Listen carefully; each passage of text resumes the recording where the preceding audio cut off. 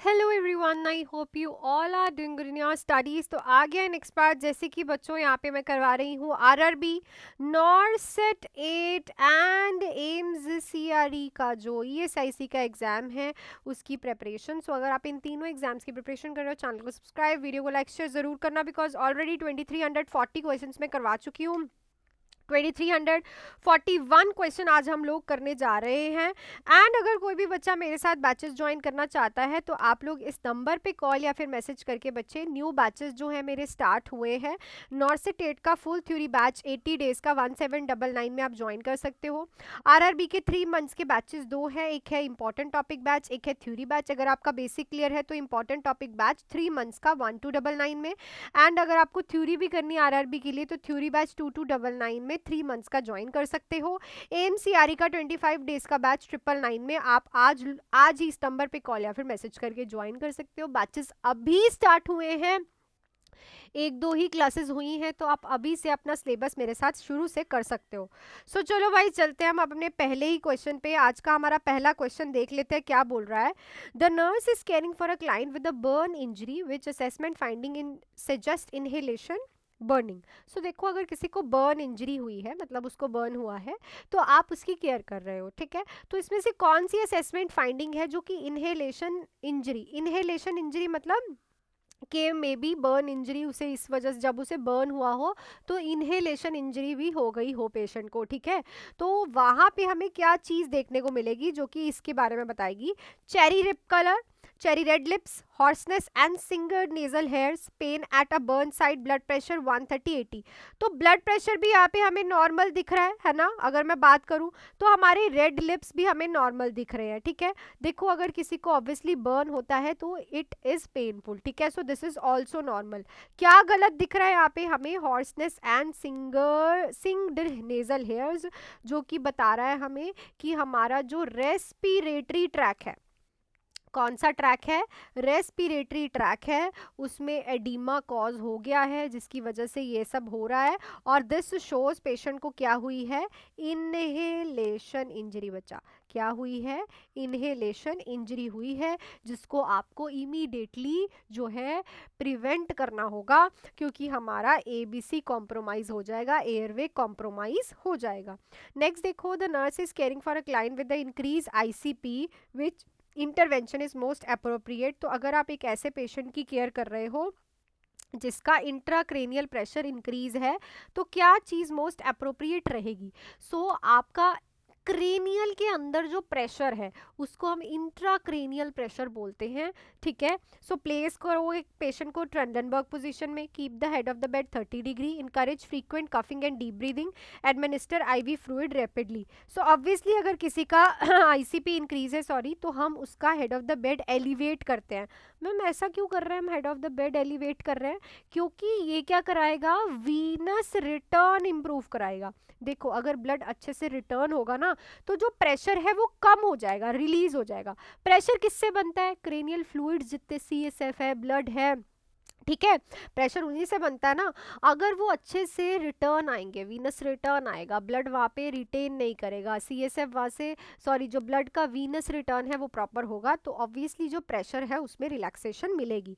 Next है, client with the cirrhosis and ascites is receiving spironolactone which assessment finding required immediate intervention. तो अगर किसी को liver cirrhosis है और असाइटिस मतलब fluid filled in the abdominal cavity है, उसको आप स्पाइरोनेलेक्टोन चला रहे हो। अब मैम ये क्या होती है? It is a potassium sparing diuretic. क्या है ये? Potassium sparing diuretic. अब डायूरेटिक क्या है? जो कि वाटर को एक्सक्रीट करा रहे हैं बॉडी से, वाटर एंड सोडियम को, और पोटाशियम को स्पेयर कर रहे हैं, मतलब पोटाशियम जो है वो बॉडी के अंदर ही रह रहा है, तो that is a potassium sparing diuretic. तो इसमें से क्या असेसमेंट इमीडिएट इंटरवेंशन रिक्वायर करती है? Potassium level 5.5, 5.8, middle pedal enema, increase urine output, weight loss of 2 LB in a week. So it is a potassium level normal बच्चे, because ये hyperkalaemia दिखा रहा है, नॉर्मल होता है 3.5 to 5 micro equivalent per litre, ठीक है। So अगर पोटाशियम लेवल ज़्यादा है, दिस शोज के पेशेंट को इमीडिएट इंटरवेंशन की नीड है, बिकॉज कार्डियक का प्रॉब्लम हो सकता है। नेक्स्ट है, client with the chest tube for a pneumothorax has no fluctuation in the water seal chamber, what should the nurse do first. तो अगर आपने नीमोथोरिक्स वाले पेशेंट के वाटर सील चैम्बर लगा रखा है, ट्यूब लगा रखी है, पर वहाँ पे कोई भी फ्लक्चुएशन नहीं है, तो अब आप क्या करोगे? Notify the doctor, check for kink and obstruction in the tube, increase suction pressure, clamp the chest tube. अगर वहाँ पे अगर वहाँ पे सॉरी फ्लक्चुएशन बिल्कुल बंद होती है ना, तो इट मीन्स ट्यूब कहीं ना कहीं से ट्विस्ट हो रखी है या फिर किंक हो रखी है, अदरवाइज तो प्रॉपर आना चाहिए। अगर बाई चांस कॉन्टिन्यूस फ्लक्चुएशन है देन वहाँ पे लीकेज हो रही है एयर की, ठीक है। दो चीज़ें, इंटरमीडिएट फ्लक्चुएशन इज नॉर्मल, नहीं हो रही तो ट्यूब ट्विस्ट हो रखी है, ज़्यादा हो रही है तो वहाँ पे एयर लीकेज है। क्लियर? तीन इक्वेशन मेन है जो कि आते हैं। Next, the nurse is caring for a client with the diabetic ketoacidosis which IV fluid should be administer first. DK वाला पेशेंट है, ठीक है, आप उस पेशेंट की केयर कर रहे हो, कौन सा आईवी फ्लूइड जो है आप पहले एडमिनिस्टर करोगे? डेक्स्ट्रॉस 5%, नॉर्मल सलाइन 0.9%, लैक्टेट एरल एंड 0.5% सोडियम क्लोराइड। तो एक चीज़ याद रखो कि जब भी किसी को डायबिटिक कीटोएसिडोसिस होता है तो हम इंट्रासेलुलर जो है प्रेशर और इंट्रासेलुलर आयंस इंक्रीज करने के लिए मोस्टली आइसोटोनिक सॉल्यूशंस देते हैं। तो यहाँ पे हमारा आइसोटोनिक सॉल्यूशन कौन सा है? नॉर्मल सलाइन, ठीक है। तो आप नॉर्मल सलाइन दोगे बिकॉज ऑलरेडी पेशेंट हाइपरग्लाइसेमिक भी होगा, अगर उसे डायबिटिक कीटोएसिडोसिस है तो डेक्स्ट्रॉस और एरल तो हम देंगे नहीं अभी, तो हम उसे आइसोटोनिक सॉल्यूशंस ही देंगे। नेक्स्ट है, client with the septic shock has a blood pressure of 80-50 mm of Hg despite fluid resuscitation which medication should nurse anticipate administration. एक पेशेंट था, ठीक है, जिसको सेप्टिक शॉक हुआ है, इन्फेक्शन की वजह से उसे शॉक हुआ, उसका बीपी चले गया 80/50, आपने उसका फ्लूइड रिसस्टिकेशन भी किया तब भी उसका बीपी यही है। अब आप कौन सी मेडिसिन एडमिनिस्टर करोगे जिससे और इम्प्रूवमेंट हो? Frusemide, norepinephrine, नाइट्रोग्लिसरिन, मेट्रोप्रोल। सो देखो, सेप्टिक शॉक क्या होता है? जब वेसल्स जो है वो क्या हो जाती है? डायलेट हो जाती है, उनमें प्रेशर नहीं बन पाता, ठीक है। बीपी, ब्लड प्रेशर का कम होना कब होता है? जब ब्लड वेसल्स की वॉल्व पे ब्लड का प्रेशर नहीं बनता, और वो कब नहीं बनता? जब वेसल्स डायलेट हो जाती है। तो इसका एक अच्छा सा सॉल्यूशन है कि आप वेसल्स को कॉन्स्ट्रिक्ट करवा दो, है ना, वेसल्स को हम क्या करवा दें? कॉन्स्ट्रिक्ट करा दें। और वो कैसे करा सकते हैं हम? नॉरएपिनेफ्रिन दे दो। नॉरएपिनेफ्रिन क्या होते हैं? वेजोप्रेसर्स, है ना, क्या होते हैं? वेजोप्रेसर्स, है ना, पढ़े हो ना आप लोग। Theory clear, concept clear, every MCQs is your, ठीक है, कोई से भी डाल दे एग्जामिनर, आप कर जाओगे। क्लियर? चलो नेक्स्ट देखो, a client receiving chemotherapy develops a WBC count 2200, what is a priority nursing action? WBC count है पेशेंट का 1200 विच शोज कि पेशेंट को क्या हो रहा है भाई? न्यूट्रोपीनिया हो रहा है। कीमोथेरेपी वाले पेशेंट में मोस्टली देखने को मिलता है। प्रायोरिटी क्या करोगे? साइन ऑफ इन्फेक्शन के लिए मॉनिटर करोगे, restrict oil fluid, encourage fresh fruits and vegetable, discontinue chemotherapy. तो डिसकंटिन्यू नहीं करना होता क्योंकि वाइट ब्लड सेल्स कम है, तो हमें इन्फेक्शन के लिए मॉनिटर करना और पेशेंट को इन्फेक्शन से बचाना है, आइसोलेशन में रखो, क्योंकि ये पेशेंट की बॉडी अब इन्फेक्शन से लड़ नहीं पाएगी क्योंकि जो वाइट ब्लड सेल्स हैं, फाइटिंग सेल्स हैं बॉडी के, वो बहुत कम है। क्लियर? नेक्स्ट देखो, the nurse is caring for a client with the status epilepticus which medication should the nurse administer first? तो एपिलेप्टिसिस है पेशेंट को, कौन सी मेडिकेशन दोगे? Phenytoin, lorazepam, carbamazepine, valproic acid. So it's a lorazepam. क्यों देंगे भाई? बेंजोडाइजापाइंस क्यों देते हैं? Because they are central nervous system depressant. जब सेंट्रल नर्वस सिस्टम ही डिप्रेस हो गया तो पेशेंट को कहाँ से ट्विचिंग हो जाएगी, कहाँ से वाइब्रेशंस हो जाएंगी, है ना। चलो नेक्स्ट देखो, client with the hypovolemic shock is receiving blood transfusion. 5-15 minutes after starting, the client reports chills and back pain. What is the nurse priority action?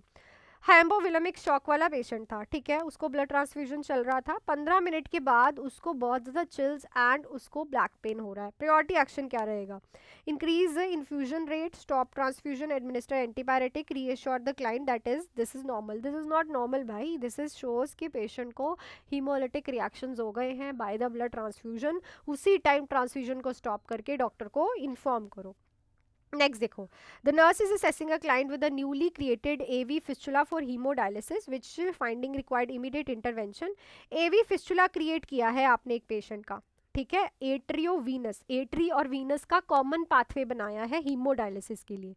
क्या चीज इमीडिएट इंटरवेंशन रिक्वायर करेगी? Absence of thrill and bruit, slight swelling at that side, skin warmthness around the fistula, pink healthy skin colour. So भाई बहुत easy question, मैंने classes में भी करवाया और यूट्यूब वाले बच्चों को यूट्यूब पे भी कराया।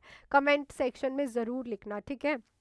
जो मैंने आप लोगों से लास्ट टाइम क्वेश्चन पूछा था उस क्वेश्चन पे चल लेते हैं। सस्पेक्टिव पल्मनरी एम्बोलिज्म है, क्या फाइंडिंग इस डायग्नोज को सपोर्ट करेगी?